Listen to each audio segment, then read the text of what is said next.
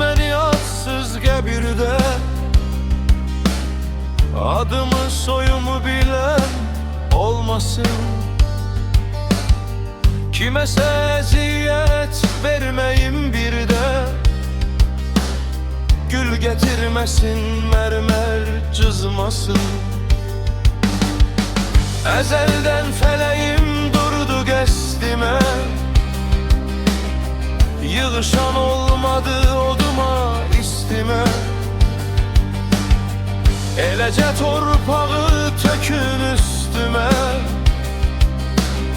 istilik bayrak çöle sızmasın. Bir hayat yaşadım sözü gerezli, İnsanlar gördüm ben neçe üzülü. Niyetim amalım, emelim gizli, kimse emelimi pise yozmasın.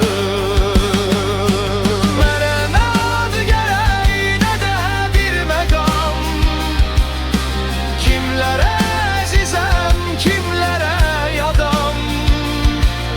Yerim sef düşüp ben o dünyadanam, bir de bu dünyaya yolum azmasın. Bir de bu dünyaya yolum azmasın.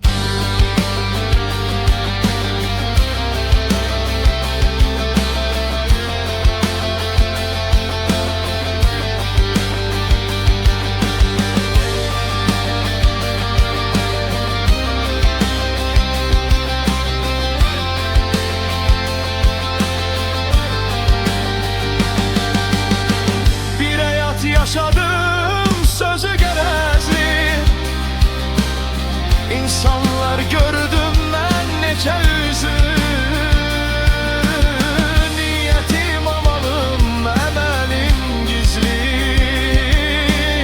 kimse emelimi pise yozmasın.